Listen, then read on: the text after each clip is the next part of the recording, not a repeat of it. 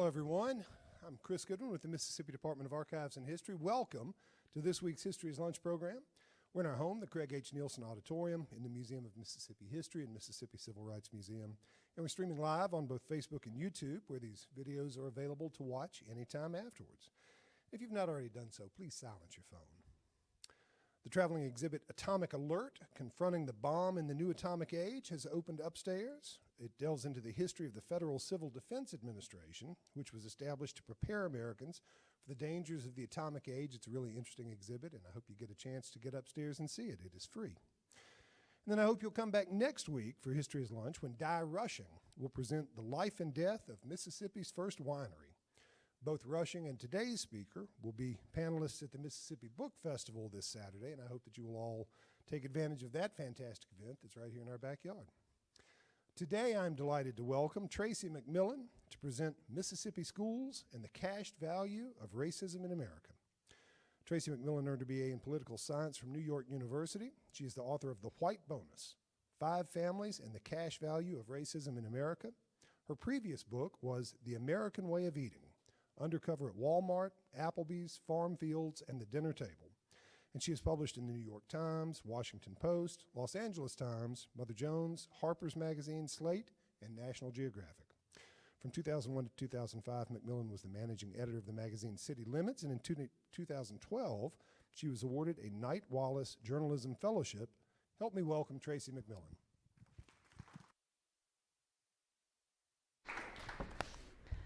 All right, hello everybody. Thank you so much for coming out despite the weather. I'm glad to see everybody, and I'm really glad to be here at MDAH, which is really instrumental to the work that I did in the White Bonus. I'll mostly be talking about the research for the book that takes place in Mississippi.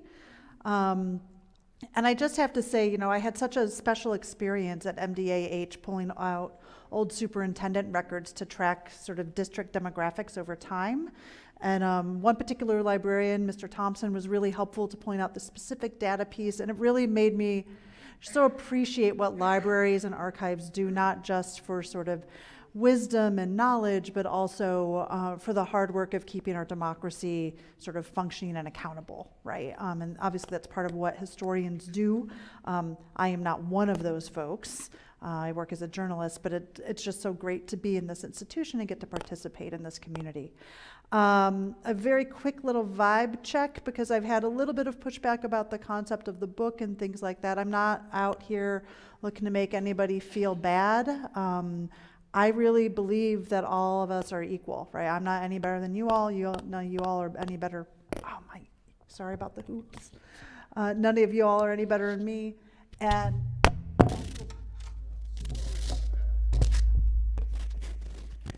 good Lord. All right, hopefully this will go better. Anyway, I just want to say the work that I do is because I actually do believe, I take our founders at their word, we're all created equal. I see my work as being in service of helping push us towards that. So the White Bonus is a mix of memoir and journalism. So this is original reporting, going out and talking to people in their communities, in their homes, about their lives, and deeply informing that with history and social science. Most of what I'm doing, right, is taking the story of people's lives and tying them to sort of an understanding of public and private institutions and how those things have shaped their lives so that we can sort of build this better society and live up to our ideals and all of that. So half of the book is the story of me and my family, sort of going back to 1900 through present day. So that's sort of 6 of the chapters. And then those are overlaid with single chapter profiles of different white folks from around the country that sort of hit at different generational points, slightly different class points, right? I had thought when I started this book that I would go from very poor to very rich. And what I found is that really, when I was trying to get white folks to talk with me honestly about how race had worked in their lives, it was easiest to get middle class folks, lower to upper middle class, but folks who were sort of in that middle section to talk about it. And I think it's because there's a real understanding of how precarious that position can be. And so that's sort of where folks end up landing. But for our purposes today, let me click. Right, we are really going to be looking at chapter 4, which is a sort of dual profile of two millennial sisters in Hattiesburg, Mississippi. When I was working on this book research in 2022-23, they were 28 and 33 years old. And what I want to do is just read a little section from that sets up that part of the book, so it'll give you some sense of what the writing is like in the book, and then it'll also set up the discussion that I want to sort of be having. So, right, the Beckers is the family I'm looking at, and I write, the Beckers did not realize that they were living through what scholars now refer to as resegregation. This is in the late 90s in Hattiesburg. The steady reemergence of racially homogenous schools after a few decades of progress towards racial integration. The trend began to develop in the late 1980s as school desegregation orders from the civil rights era expired, and it was not unique to Hattiesburg or even to Mississippi. Across the country, north and south, east and west, the same pattern, sorry, I have to scroll something here on this Windows machine. North and south, east and west, the same pattern repeated, leaving nearly all American public schools as segregated today as they were in the 1960s. There are many stories that have been told about resegregation. One of the first is about the harm it has done, the loss it has generated, loss of education, loss of potential, loss of opportunity for the students integration was supposed to help. That story is mostly about people who are not white, and usually it is about people who are black. A second story is about the families who fled. That story is overwhelmingly about white people. At first, white people openly admitted they left the schools to avoid black people, but as time passed, norms changed, and the public schools tried to lure white families back. White people talked less about race then. Instead, they spoke of the quality of education and safety. But white people's actions, avoiding schools with noticeable populations of black students, did not change much. The Beckers' story is different because they are among the few white families who did not flee public schools that had large numbers of black students. For the Beckers, this was a practical decision. Both Rosie and Lewis had gone to public schools in the 1960s and 1970s. She in Ohio, he in Mississippi, and that had worked out fine. They weren't political people, choosing to engage with community mostly through their church, which was integrated, non-denominational, and Christian. When their children were little, they'd approach the public schools as a bit of an experiment. They'd try it out and revisit the decision if it wasn't working for them or their kids. Lindsay started school just as that district and the country largely abandoned the project of integrating public schools and began resegregating by both race and class. The next two Becker children, brothers, were there as resegregation progressed. But the youngest Becker, Marianne, was there as it bottomed out. As a white girl from the middle class, she carried many advantages with her to school that were not shared by most of her classmates, who are mostly poor and mostly black. In the end, both she and her family got a lesson in what their white advantage could and could not do for them. So for me, right, I'm trying to use Marianne and Lindsay's stories to look at what really happens to public schools, right, as you see white flight taking hold, right, and taking a lot of resources out of the district, and it becomes a mostly black district. And what happens for the white students, right? How does white advantage play out for them when they're the white students in that school? And, to do this, right, it's very interesting, right? As a journalist, I'm usually working in sort of real time, right? Like I go out to like a union member and I say, what's going on in the campaign today? And I write about it, today or tomorrow or next week, right? So this stuff, building out a history of a district, right, that's going to have to stretch from the 30s really all the way to present day, where it was a very different kind of project. And I got sort of stuck because, right, finding sort of white folks who are willing to take on this project, right? And the Beckers is a pseudonym, right? I changed their names for them, right? It's difficult. So I kind of was like, well, I found this family, and not just, this young woman, Lindsay, who's willing to talk to me, but her sister and her extended family. They're all on board to do this project with me. So I kind of got to work with them. So I'm like, well, what can I know about Hattiesburg schools?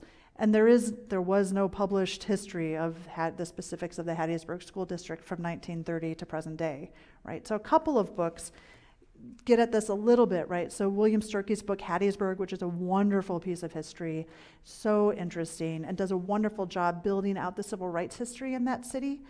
So it touches on the schools a bit, but not at the level of detail that I would need to really understand what happened over time, how it lined up with policy, and then where the Beckers come into it. Bolton's work, right, which is really the most authoritative thing I found on school segregation and integration in Mississippi, also stops a little bit short of where I was studying and doesn't dig that deep into Hattiesburg, right? So what I needed was an authoritative history, which did not exist, which is what brought me to the archives, right? So I think I counted and I pulled about 50 different superintendent reports out of both the stacks and microfiche. If there are any researchers here, I do have all of those reports with all of the districts. So if you need access to them, you do not have to go into the archives, although it's very pleasant there. Like you can just let me know and I can get you the PDFs. But I took a little bit of snapshots early in the 20th century, end of 19th century, and then really just started coming forward from like 40s and 50s all the way forward. And then, and I did not know to think about this when I started this research, I started digging also into the history of gifted and talented programs, right? So, right, I'm pulling all this stuff in. Just to give you a little idea of what this stuff looks like for an investigative journalist on the back end, right? So I pull all that stuff into a massive spreadsheet, and then I'm able to chart here the racial demographics of the district over time and sort of line it up with where policies are hitting, right? So the family I'm studying, they're there in the lavender at the end, right? So long after it's become very much like a majority Black district. For me, something that was interesting as someone from the North, I grew up in Michigan, I've lived as an adult mostly in New York, was to understand that very little changed after Brown versus Board of Education for the first decade or so, right? There was an assumption that sort of not a whole lot was going to be done and you didn't have to, because there was no enforcement to Brown, right? So you don't see any significant change start to happen in enrollment until the Civil Rights Act, and then it really starts to kick off, like white flight starts to kick off with busing. And what ended up happening as I reported this is that I began to see parallels between my own family and our districts up north in ways that I had not expected at all. In fact, I would argue that there's very much like a template and a playbook for how to resist integration that's being put for, right? Government says you got to integrate, and everyone's like, here's how we'll do it. First, we're going to like just pretend it's not happening, which really is what districts did. They just said, well, we're just like make us, right? And then they said, oh, well, freedom of choice. Civil Rights Act says we got to give everyone the same opportunity, so we're just going to tell people they have that option if they would like to take advantage of it, right? So very few families did that. Almost no white families, right, sent their students to schools where there were Black kids. And a handful of Black families, right, took the sort of effort to bring their students into a better resourced school, right? Then once you start having to like think about, well, maybe we're going to have to integrate, there's the development of magnet schools, right? So we're going to have this targeted school that will be for the extra good kids and they'll draw people into it. And then when that stuff stops being required, you say, oh, well, we're just going to do neighborhood schools, right? Because it's great to have it around, like the neighborhood here. That's sort of part of this thing with forced busing, which was actually, I did not know this again until I started doing this research. That's actually a term that originated in the city I was born in, Pontiac, Michigan. I had thought of it as being something from Boston. It actually started with a housewife in Pontiac to sort of, instead of saying, oh, I'm against integration, you say, oh, I'm against busing, right? And then once you sort of have run through all of this, and I saw all of this in the districts that my family had access to as well, then folks sort of open up gifted and talented programs, which don't segregate by classroom, but they segregate resources, right? And you end up having a dramatic overrepresentation of white students, and particularly I found this in Hattiesburg. So the center of the reporting that I was doing in Hattiesburg really was the elementary school. So this is where Lindsay and Marianne entered school in, I believe it was 95 and 2000 respectively. And right, very typical sort of, low slung elementary building. This actually looks really similar to the elementary that I went to in Michigan, right? Sort of built in, I think this was built in the 60s. An important thing about Thames Elementary is that it's located on the west side of Hattiesburg. So that's where newer development happened. I mean, in part because of the geography of that city, right? There's a river downtown, so that's on the east side, so you got to expand west most easily, right? And that ends up being a place where in the 40s, there were a lot of racial restrictions on homes. So the initial development in that community was intended to be a segregated neighborhood. Right? And so over time, more development happens, but this remains a fairly white neighborhood. And so as sort of the formal segregation in the schools recedes, you see the residential segregation sort of take over and sort of put in place the same kinds of things. So Lindsay, again, the Beckers don't show up here until the 1990s. So from the 50s to the 60s, you've got voluntary integration there, nothing really happening. You also have citizens councils, which I assume most folks here know something about. I really drew on the wonderful work of Stephanie Rolfe at Millsaps about that. And for me, it was so interesting to understand how tied the citizens councils were to Brown versus Board of Ed. I had heard about that before, but I didn't know. I mean, obviously I'd heard about Brown, I'd heard about citizens councils. I didn't understand that they were married, right? And how, the fact that Brown as a decision had no enforcement, right, really is what led in part to the citizens councils, right? Because what happened was that if a black family wanted their kids to go to the school with the resources, they were obligated to independently sue the district in order to gain access to that, right? Which then would put their name out in public. And then you had white folks in the community blacklist, sort of stop delivering things. There's actually a story, I think I got it out of Stephanie's book, where a local leader of like sort of a black like lawsuit against the district, somebody came and parked a hearse out in front of his house, right, and just sort of left it sitting there, right, intimidating folks. And so you saw NAACP in Mississippi almost end in the 50s, right, because of this kind of intimidation, like the membership really dropped. Right, when you get to 64 in the Civil Rights Act, that's when the freedom of choice stuff comes forward.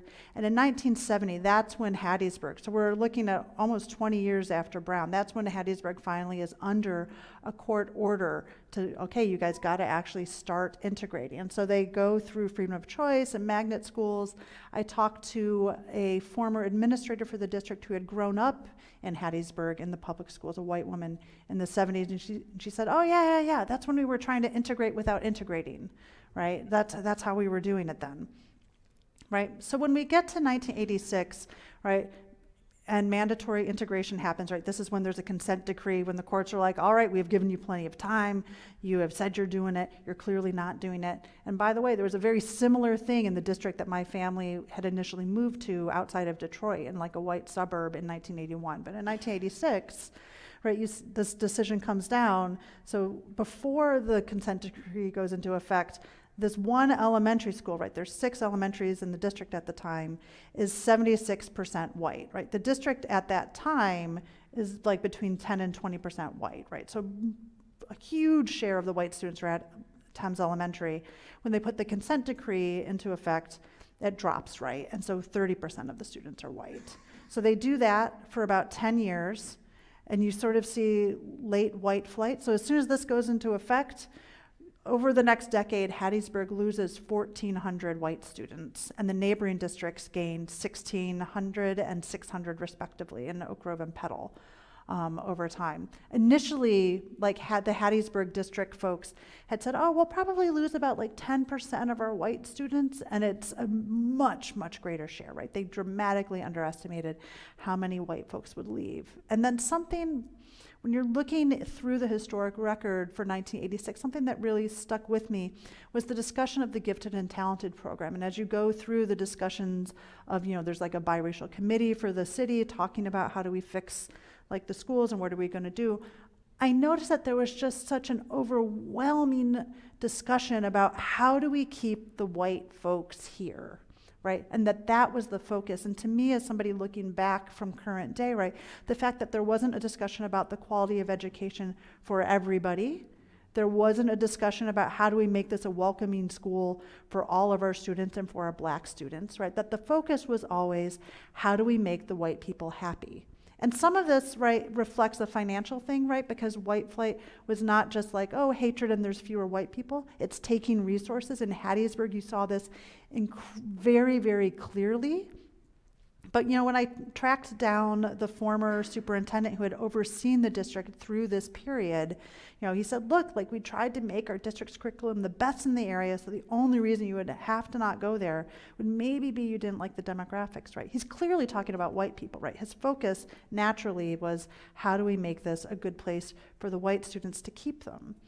And something that, in digging into that history that I found so fascinating was, Hattiesburg actually ended up filing a lawsuit trying to recoup, like expand the school district boundaries to bring back some of the white flight, right? So there had been a law in the books at some point that as a city expands, the city boundaries are going to expand for the commercial district, and that money will come back to the school district that's going to expand the school district. And so they were, going and they were suing, they were saying, we want that to happen because Hattiesburg straddles 2 counties. So what was happening is all this development was going out into the western sort of edge of the city that was in a different county. And then all of the money that would go to schools was going to the county school district and not to the Hattiesburg district. So Hattiesburg sued. 7 other districts signed on to that suit because they were facing the same problem, right? And so you have this thing where whatever prejudices the local bureaucrats had in Hattiesburg, at some point they were like, well, this is just not functional, right? We need to bring that money back in so we can have our district.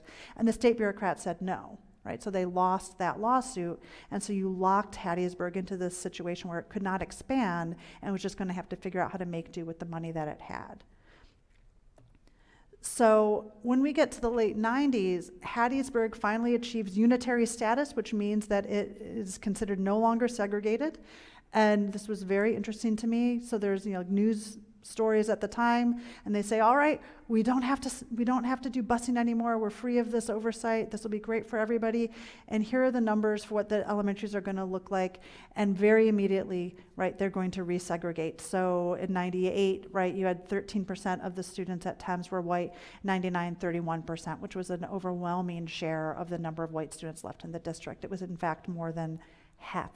That cuts off, unfortunately. But 5 elementaries across the district, 306 elementary students, 306 white students, 176 of them ended up at Thames, right? And so what you end up seeing happen is not only do you have all the white students cluster into this one school, they're also clustering into the gifted program. So an interesting thing, like the kind of reporting that I do, right, as I was tracking down superintendents and assistant superintendents and sort of staff who had been in the district at that time. And so by luck, I end up talking to this guy at Starbucks who had worked in the attendance district. So this is the guy who determined which of the elementaries your kid was going to go to, right? So if you wanted to appeal that, this is the dude that you came to.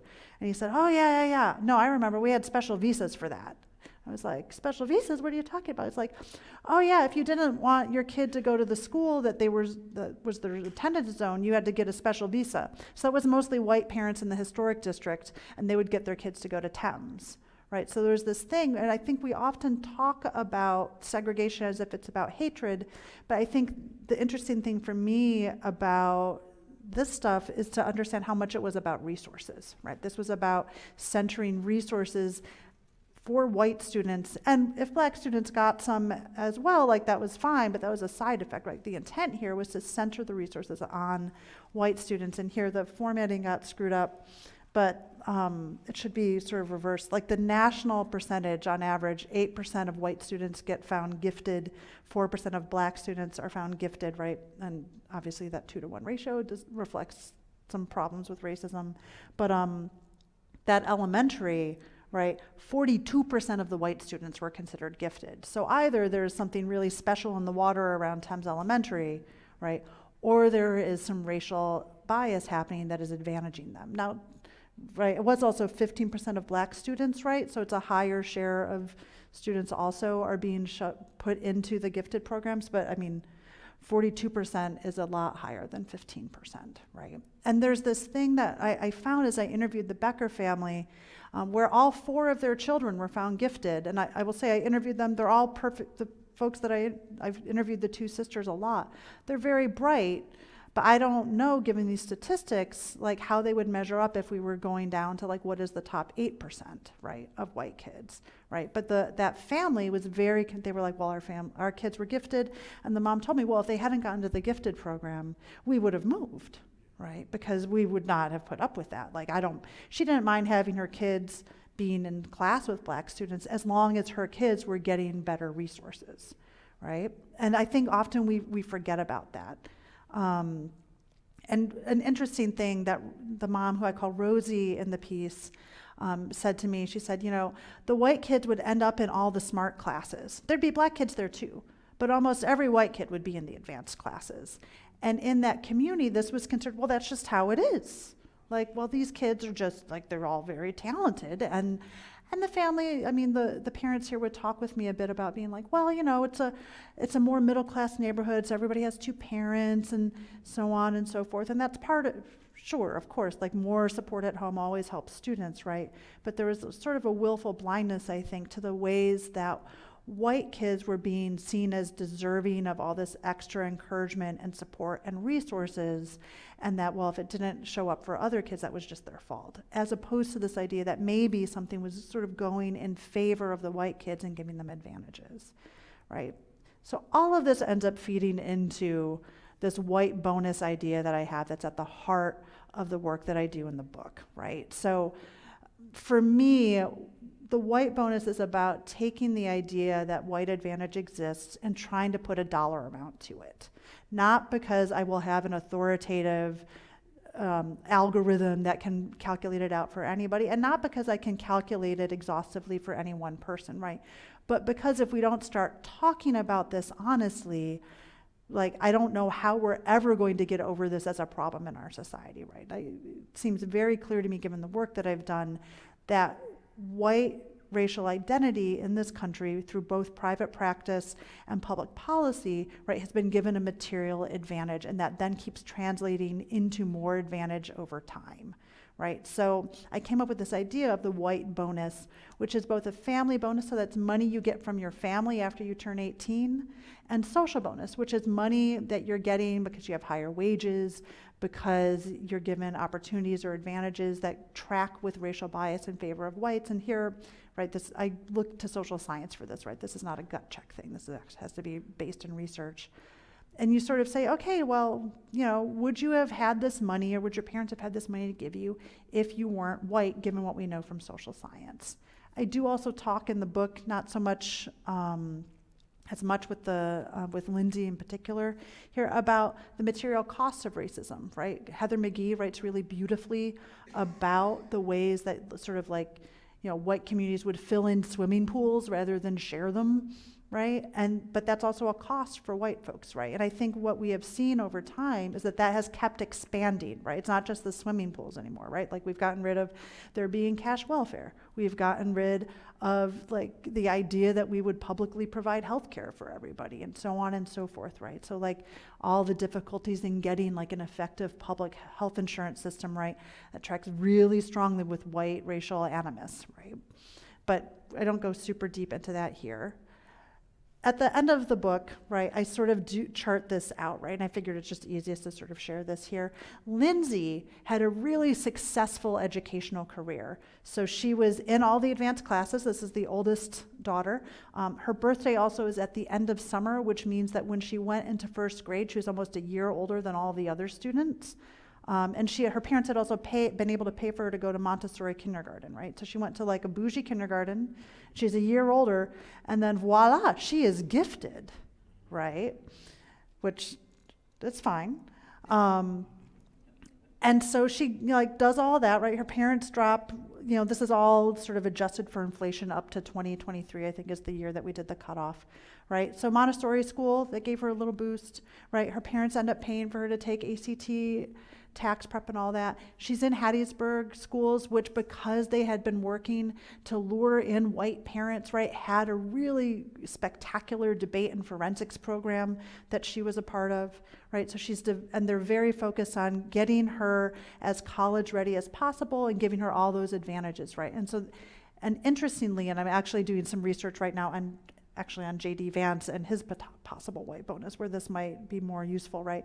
You know, a number of researchers I talked to said, and don't forget, like a white student from a struggling black district would be very interesting to college admissions folks, right? Like that's another piece of the white bonus, is that would really set her apart when she's applying, because she would be this unusual person, right, coming into, and in a way that like a good black student from a difficult sort of majority black school would not be considered unusual, right? So in a competitive admissions process, right, that gives her an edge, all this stuff. So it's not a huge amount of money for her family bonus, but her social bonus, right, because she ends up, because of all of these advantages that her family's able to give her because of the money that they have in the Montessori, and because she gets into the gifted and talented program, right, which I think given the demographics at Thames, you can say had something to do with her being white, right? She ends up getting a bunch of college scholarships, right? So she's able to go off to school, and she has, I mean, the equivalent of like $140,000 worth of scholarships by the time she gets through school, right? And so that's a real thing. And then, you know, and then she meets her husband there, who's from a moneyed family, and, you know, now, like, you know, she has like a couple of kids, like they're both working in private sector, like good quality jobs, like they're sort of on the upswing, right? Now, interestingly, her sister, Marianne, had a much harder time of it, right? So Marianne is going to the school district as it is failing. I mean, and when I say failing, I mean there was an embezzlement scandal, the quality of everything, and her parents talk about this, right? So the parents are like, well, we love the school district, and they were very involved in the district, and I mean, I think you could not, they were models of sort of how do you show up and start like trying to live together in an integrated community and make this all work, right? They're like, we love Hattiesburg, this is great, it's great. Well, that's kind of weird that they're not doing the yearbook anymore. I don't know about that. Oh, well, it's kind of weird that this isn't happening. And you know, the Marianne was telling me that during high school, the standard thing in between classes was that teachers would take any extra desks from that class period and put them out into the hall so that other teachers could grab them, because they didn't have enough desks for everybody to just have enough desks in the school. And then Marianne, right, is in this gifted and talented track. She's taking a college sort of prep class, and there's a test at the end of it that's to get college credit. It wasn't exactly AP, but something similar. And so, you know, goes with all the other smart kids, and they're all taking their test, and they have not learned anything that is on the test. I mean, to the extent that almost everybody walked out of the test in frustration, and nobody passed it, right? And she was like, they were asked, it was some sort of government and civics class, and she was like, we just watched Apocalypse Now in class, and we did not do anything, and how was I supposed to know like any of this stuff, right?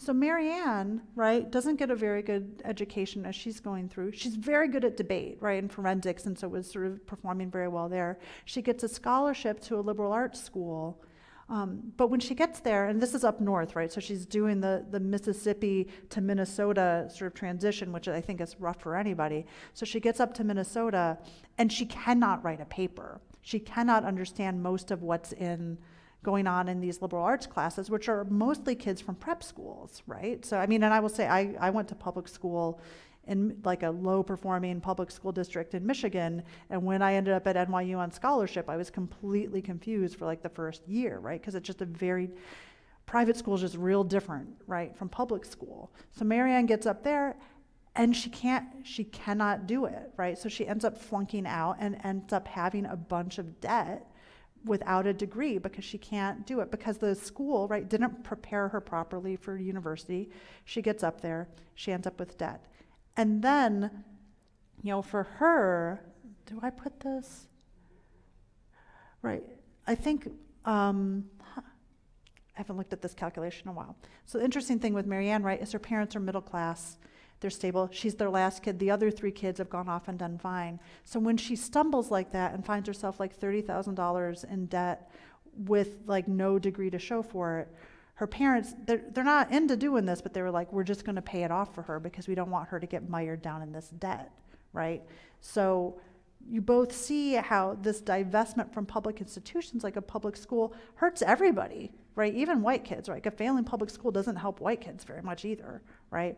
But then it's this white advantage that has set her family up that allows her to sort of pull back out of that and get on her feet, right? So that's sort of the story that I'm setting out in the White Bonus with Lindsay and Marianne. And I'm sorry, this is I somehow put the wrong slide in there, I think. But we're at about 35 minutes. So I think for me, I'm more interested in hearing what people want to ask about, because I can talk about this endlessly. And I also realized as we were getting prepared to start, I was like, oh, I was trying to do this about Mississippi, but people seem really interested in the cash stuff. So, I welcome any questions y'all have. And I just appreciate your patience with me. This is the first time I've done this presentation. So thanks for being kind to me.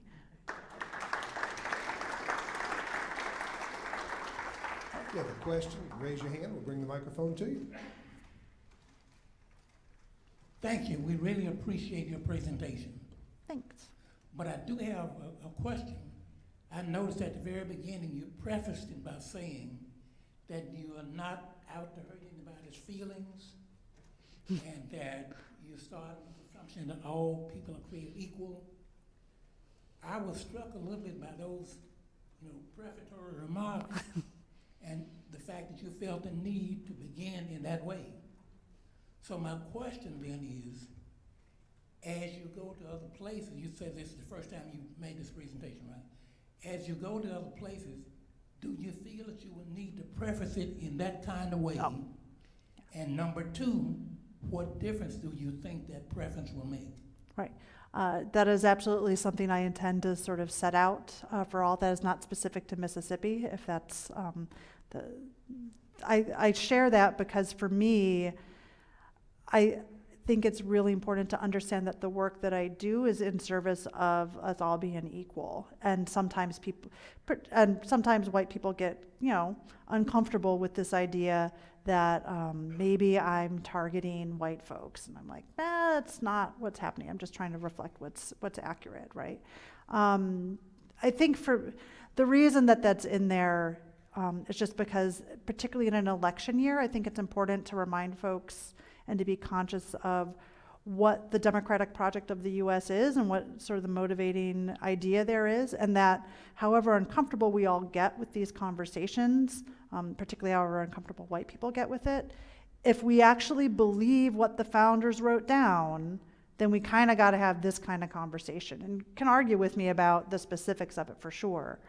Because I think white people in particular often forget that that's at the heart of all this conversation about race and racism, right? Is that like the founders wrote it down. I frame it as if we take them at their word, because I don't know that they fully meant that, but I have bought it. And I am happy to do work in service of that. And that's sort of the genesis of the work. Yes, thank you so much for your presentation. This is something that I've been thinking about since we moved here to Mississippi during Katrina. Ironically, today another hurricane is coming. I want to preface it by saying that for a couple of years, I actually worked at the State Department of Education. I actually was over the gifted and talented programs throughout the state. And what you report about the efforts in different communities to keep white families through gifted and talented programs is 100% on the nail. There were like at least maybe once or twice a month, I would get a call from a parent, especially in some of these communities that were like suburban, that was looking for a psychometrist. Now, I don't do referrals for psychometrists, but they were looking for psychometrists because they were quote unquote doctor shopping. They were looking for psychometrists to actually give them, their child, the passing score on the IQ test to qualify for their local gifted program. And these parents would say, if my child doesn't get in the gifted program, I'm going to put him in the private school. But I was curious about any argument someone would have that would say, well, is it a white bonus or is it a class bonus? And they try to make a distinction between race and class. We know that race and class are highly correlated. But they would say, what would it look like if you went to a poor white family and looked at the educational opportunities that they had? And I wonder how much does residential segregation play into the resources available in local schools in and around Mississippi. That's something you've looked into in your research. Thank you again. Yeah. And we'll talk more after. Yeah, please, please. So I think a lot about race and class, both. The project here, when I'm doing the sort of dollar calculations, right, the way I get around that is it's just like the question, I'm just looking at an individual white person, and I say, all right, how likely is it that you person would have had this if you weren't white, whatever it is that you had, right? And so something, the other profiles that I do in the book, I have like a union nurse in Pittsburgh who comes out of a construction trades family. I've got a boomer age woman who was born into the upper middle class in Houston and fell into working poverty and dies because she doesn't have Medicaid. And I have a guy about my age, like a Gen X guy, who was born into a lower middle class family in Connecticut and then went to school to sell LSD and gets caught and then ends up with drugs, extortion, and larceny charges in front of a judge in 1994 at the height of the drug war and gets an alternatives to incarceration program, right? And so with those things, right, what ends up happening mostly, I think, is that whiteness often it offers an opportunity for mobility and opens doors for the lower income folks. I think somebody at the white folks at the very high end, your dollar amount bonus is going to be a lot bigger. But for somebody like me who's coming from the lower middle to middle class, what being white has done for me is it opens up a catapult for me because doors open for me, people want to be nice to me, and it makes it possible for me, right, to move forward in ways that don't open up the same way for black folks, right? So it's none of this, I don't have a counterfactual here. This drives the social scientists to bananas because I'm not proving that black Tracie would have been poor, right? I'm proving that white Tracie benefited from being white, and I can tell that in my life in this way. And same thing with those folks. Because I would say that the lower you are on the economic ladder, the less benefit white folks are getting from racism in their day-to-day. Now, it offers this opportunity for sort of catapulting. I will also say, I was humbled to be reminded as I did this work. I was like, oh, what's really important? It's not just racial covenants and the racial wealth gap. I was like, employment discrimination, wage discrimination, unions, the history around unions, this construction trades nurse in Pittsburgh, right? Her family, is pretty hard scrabble. They're lower income. Her dad is a pile driver in the construction trades union. They're stable now, but when she was young, their family was having a really hard time. But what stabilized them was her dad getting his journeyman book in the union. And it was oh, well, how did your dad get the journeyman book? And they're oh, well, because mom's dad was in the union. And we're oh, what's the history of that union with race? Oh, it was completely segregated until the 70s, right? And so even though that was no longer the case when her dad got into it, he got into it through grandpa. Grandpa got into it when it was segregated, and he got into it because of his dad, right? Even further back, right? So there's sort of those little things, but it's very complicated, obviously, and I'll probably talk in circles if I keep trying to address it. So, but I'll talk to you after. We have a question from the live stream. Sarah Campbell asks, did you do comparisons of budgets and per student spending in Hattiesburg and the surrounding areas? In terms of the district spending, I did a little bit over time, just sort of snapshot level. So I pulled the expenditure data. So if Sarah is a researcher, I think I have all of those scans. But the thing that I did note is that I think in the 1890 to 1900 data that I pulled, because I think, again, I grew up thinking of, the Brown versus Board of Education and the dolls and the psychological tests, right? That's what segregation was about. But in the 1900 era, Hattiesburg was spending 6 times as much money per student on white versus black. And then by mid-century, right, the gap had narrowed where they were spending 40% more per student on white as opposed to black students, right? And so and I will say that stuff was much easier to chart when it was a segregated district, right? Because it's just there black and white in the document. So I looked at that, but I didn't have sort of the time and resources to dig into it at the modern level because it's just such complicated reporting. Yes, I'd like to bring up your point about all men are created equal.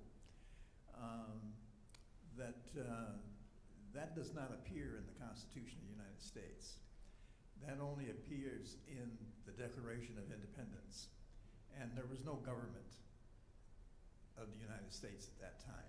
The founding fathers were a bunch of revolutionaries. And the result was there was no government until 1783 when you had the Articles of Confederation. And that document is even silent on all men are created equal. And in nowhere in the Constitution does it say that all men are created equal. And we know who were writing the Constitution, as you mentioned, the fathers, the founding fathers. And who were the founding fathers? They held slaves. They were concerned about their property and protecting that property. When you take that into account, it becomes even more difficult dealing with the situation today when we got 75 million people who vote for original interpretation of the Constitution under Trump. How do you reconcile that? Sure. I reconcile it because I think that mostly what we teach our kids is that we're all created equal, right? And so I think absolutely, like in terms of like the letter of the documents, but if you tell everybody in public school that we're all created equal, I don't think you get out of it by being like, psych, it's not in the original document, right? Like I think that's what I believe. I think that's what a democracy can and should be, and that's what my work is in service of.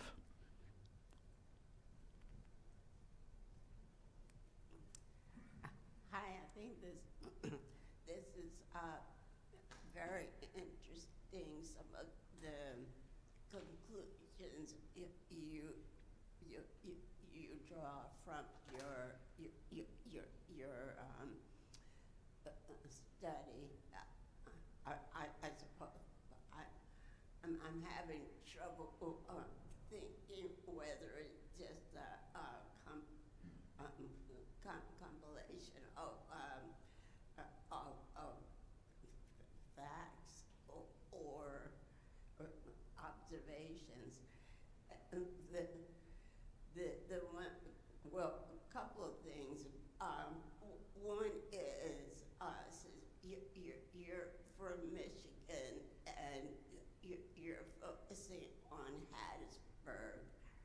I'm wondering if you were able to see things through the fishbowl as opposed to being in the fishbowl, where a lot of things that the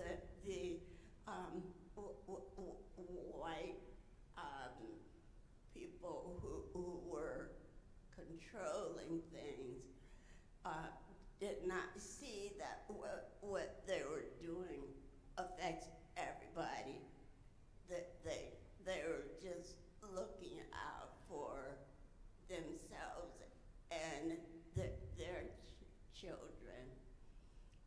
The second thing is last week PBS had a documentary on the desegregation process in Boston, particularly South Boston, and I happened to be living there at the time, but fortunately I was in Cambridge and I did not have to deal with what was going on in South Boston except to stay away from that area. But what really,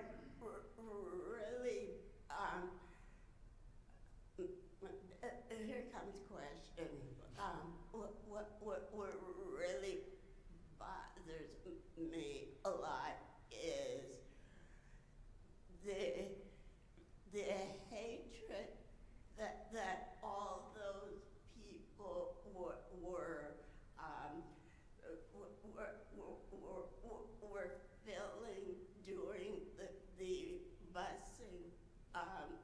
area, and the same reaction that happened here during civil rights movement is like, where did all that hatred come from, and why? I mean, that's a big question. Yeah, I don't know that I can give you an authoritative answer. I will say that in the research that I've done, right, I think some of it is people using the language of hatred to defend resources and to be selfish, right? And I think particularly with the citizens councils, what was interesting to me is, you know, as a northerner, right, I really was taught about sort of those sorts of movements as being about uneducated white folks out in the sticks, right? But the citizens councils was upper middle class folks organizing, right, to keep resources specifically for them, and then repeatedly ginning up hatred with folks who had less education and opportunity than them, right, to sort of fuel their own interests, right? Like it was Rolf does a beautiful job explaining this. Like it's a very much an intentional manipulation. I will say for me, something that I was really exploring more in the memoir work that I did in the book is I do think that there is a lot of abuse that happens in white families that often gets passed. I saw this in my own family. When it's a white middle class man abusing their kids, people don't intervene very much, right? It has to be really bad for intervention. And so I think a lot of white folks learn to just sort of be like, well, you have to get treated badly, and you don't talk about these things openly, and it sort of trains you both to sort of not speak up in defense of people who are getting hurt, and also to feel like you're entitled to treat people badly because it's allowed in your family. And I don't think that that's everybody, right? But I do think that there's a big strain of that. And I will also say, I think that there's a strain of white middle class culture that very much sees money and resources. That is the only language, right? There is not, they'll talk about love, but it's actually just about resources. And I think that that can sort of layer into all of that hatred, right? Because if you're talking about sort of deep-seated trauma around money and resources, and then well, all of a sudden I got to share. Well, why do I have to share? Nobody ever shares with me. I mean, that's like some weird pop psychology stuff, but I do think there's something there. And also just some people are not they're not good people sometimes. That would be the other. Thank you for your presentation. I'm gonna do something a little unusual here at first, which is I'd actually like to speak to this gentleman's comment over here by saying that first of all, not all of the framers at the time of the Declaration were slave owners. I'm thinking about John Adams, Benjamin Franklin, Sam Adams, John Hancock. And second of all, I'd like to say that just because the Constitution doesn't have that particular phrase in the document doesn't mean that there was inspiration for several amendments that happened in the Constitution based off of that phrase. And third, I would say that I don't think, even though I wouldn't consider myself a part of this group, that I don't think it's particularly helpful to stereotype an entire group of voters, as he counted as 73 million people. But besides those points, my question is, why does it seem like the white flight and all of that, the integration that you mentioned, took place so much later in this state compared to other states? In terms of the timing, I mean, it's just sort of like the way that delay worked with this. I mean, this happened all over the country. For instance, the district that my family was zoned into in Michigan was Ferndale, Michigan, was the first northern district sued for operating a segregated district. That lawsuit was filed in 1968, right? Because Brown doesn't create any legal sort of structure, it just says it's unconstitutional, right? So you have like a decade before the Civil Rights Act is passed. right, where the only way to enforce that integration was for black families to sue districts, right? So you're just like this endless legal delay. Then you get the Civil Rights Act. Then you've got like a new sort of landscape of legal rights and obligations and things like that you can start challenging, right? But so then 1970 is when the courts start being able to actually sort of say, we're going to put you under oversight. And that's just this, right? The legal process is slow. Doing it that way is really slow. I mean, that's really what it is. And as long as you have districts that are not interested in integrating, that don't see it to be in their interest, and are going to drag their heels as much as possible rather than just sort of be like, all right, we like lost. Nobody was ever like, oh, I guess we lost. I guess now we'll just do what we're supposed to. No district was doing that. I mean, this district up in the north that my family was in fought through every one of those playbooks, fought integration for 13 years, from 68 to 71 or to 81, and gave up $2 million in funding, right? Rather than integrate one elementary school, right? And that was just all over the country, right? Because it's just when you're doing stuff through first a Supreme Court case and then creating a legal structure for it, and then you have to sue, and nobody wants to cooperate, right? I mean, that's why it takes that long. Yes, is it possible for you to go back over those charts, those tables? Yes, sir. Would you like a spreadsheet?